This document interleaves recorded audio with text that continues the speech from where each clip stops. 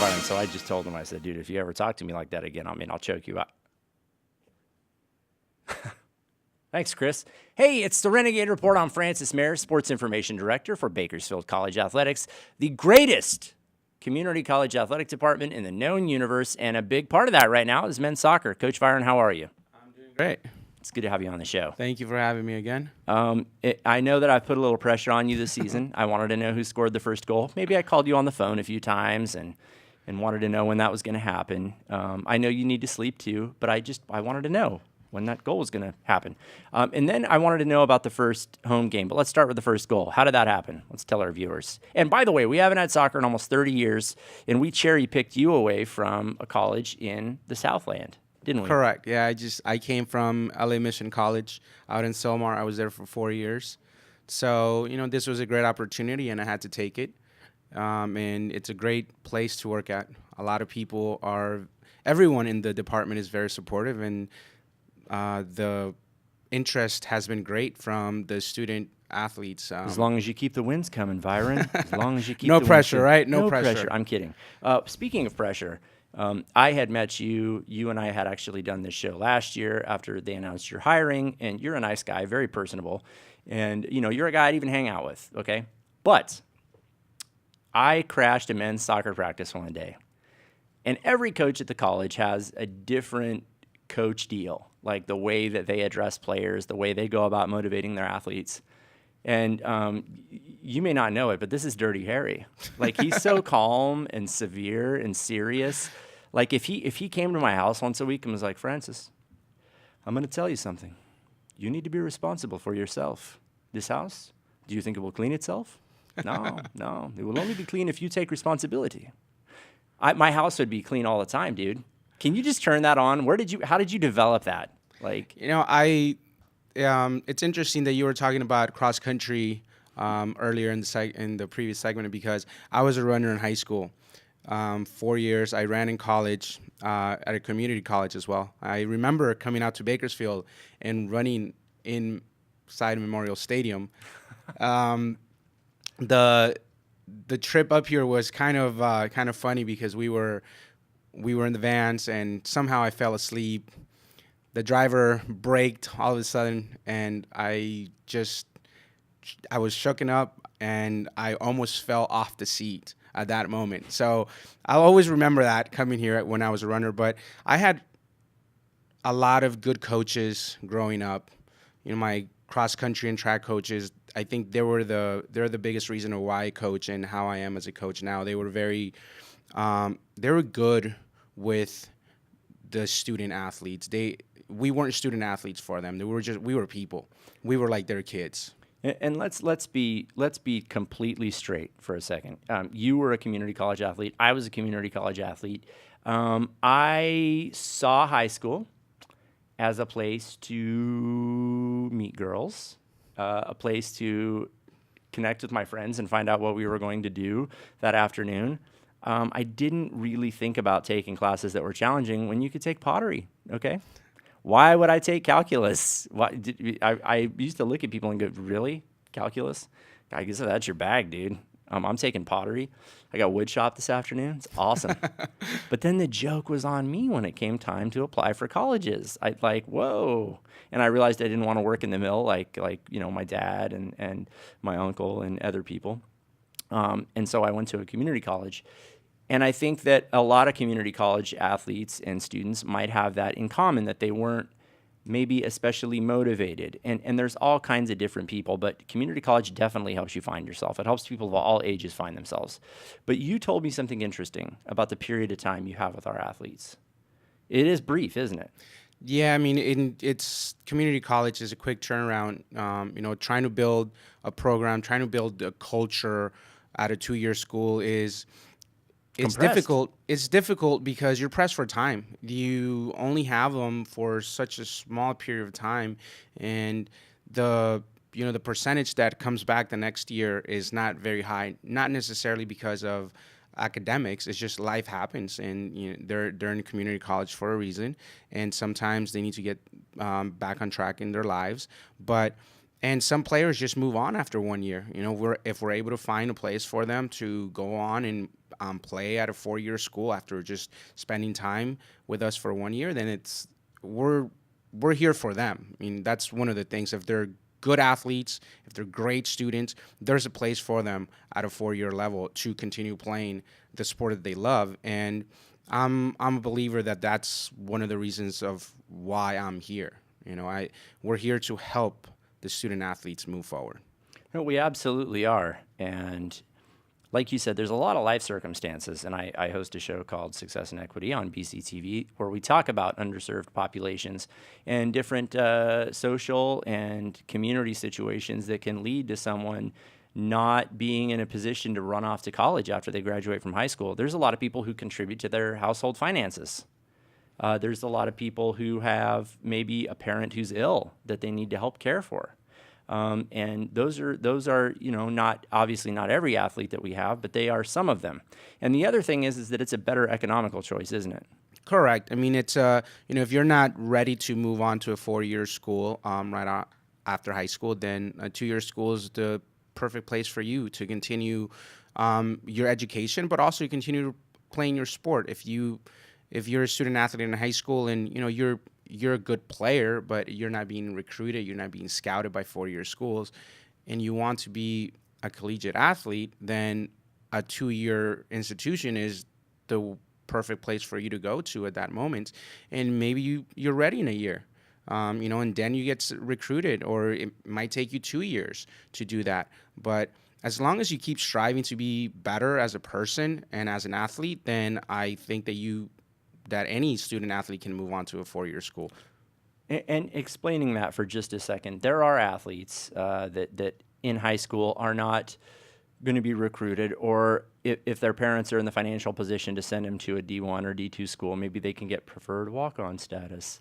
And if they're lucky, maybe they'll get some garbage time minutes, their junior or senior year. But the neat thing about a community college is, especially when they have a coach like you or one of the other 19 coaches, and I really think, and this isn't just because I work in the department, I've learned incredible stuff about every sport that we have at the college because our coaches are awesome. And you guys are all like obsessed with your sports.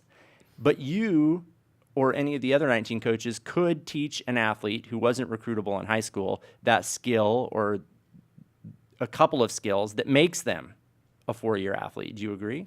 Correct. It's just finding that right balance, finding what really needs to be improved. What, if an athlete lacks a certain thing in their sport, A skill set. And then they can improve, they can work on that for a year. And that might be the key for them to be moving on to a 4-year school. But it's important to understand that, as a high school athlete, you have 5 places to go and try to become a collegiate athlete. You have Division 1, 2, 3, NAIA, and community college. So if you really want to be a college athlete, regardless of what sport, you can make that happen. But I feel that sometimes, I was one of them. I was a student athlete that I knew that I wasn't probably good enough for a Division 1 or 2, and I went to a junior college, and it was, I had fun. It's being part of a family. You're part of an extended family. At BC Athletics, we're all a family, and then you have your own little family in your own sport. So that's the culture in it. And if you, as a high school student athlete, if you want to be a collegiate athlete, you can find a way to get into a team. If you're good enough to make a team, then you strive to become better. And if a 2-year school is the first place, then hey, you're gonna have 2 more years to play at any other level at a 4-year school. So it's important to understand that it's it's not the end of the world if that Division 1 or 2 is not looking at you, because you'll save your parents some money. No, not just some money. Like, I'm not going to name any names, but I'll keep it to these parameters. There was an athlete that got a scholarship to an out-of-state school, and this athlete left BC in the last 2 years. Not this season, but last year or the year before.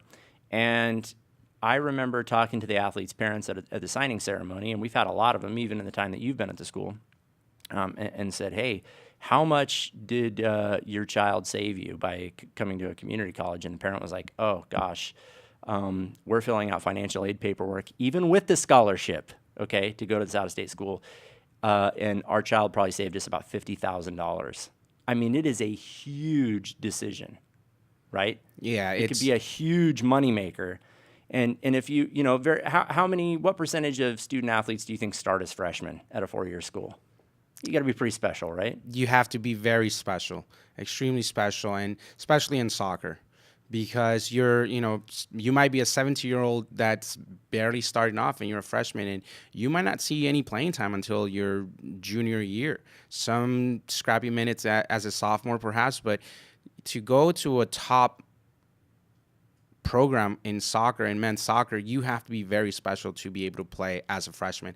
And in community college, I mean, our team this year, it is the first year, and we do have a couple of players who have played college soccer before, 1 year at a 4-year school and they come back, or at a 2-year school. But the percentage, I think, freshman-wise, just out of high school, I think we have about 12 of them. And out of those 12, there's about 50% of those that are playing, that have received significant amount of time in the first 3 games that we have played in the season. And, we still have 18 more to go. So they're going to see a lot of playing time, but you won't get that for the most part if at a 4-year school right off as a freshman. So, and you can't get better unless you're playing. And what if also, this was the case for me, I took a year off and worked in the woods, like everybody in my family, and realized that I didn't want to do that forever. You see missing fingers and people that can't straighten their arms, and you're like, this sucks. I mean, God bless it. It's hard, honest work, but I just didn't want to do that forever.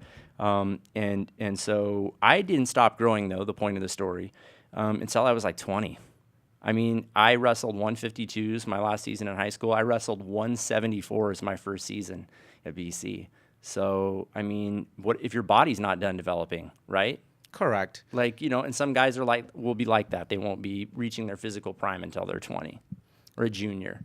And that happens. I think that happens in every sport. And just being patient with yourself and understanding that, if you're not physically ready to step foot onto the playing field or onto the court, whatever the case might be, then just be patient with yourself and keep working hard, because if you keep working hard and you're competitive and you have that competitive spirit, then you're going to get there and your body's going to grow. You're going to be smarter, a year after, and you're going to recognize certain situations that you're going to learn from, and just be patient and don't give up. That's the biggest thing. I tell all my athletes, I don't want you to quit. If it takes you 10 games to get that first minute in, be patient. Don't quit, because if you quit now, it's just going to become a habit.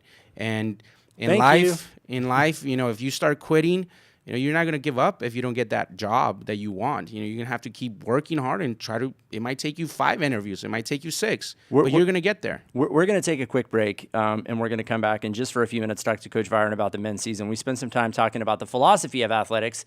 And Coach Viren, I got to tell you, I'm actually going to hang out with an athlete tomorrow, and we're going to talk about what you just said. He's like, dude, I don't think I want to keep playing, man. It's just I don't get along with somebody, and it's a bunch of time. And I'm like, dude, life is a bunch of time. Life is about getting along with people that you don't love to death, right?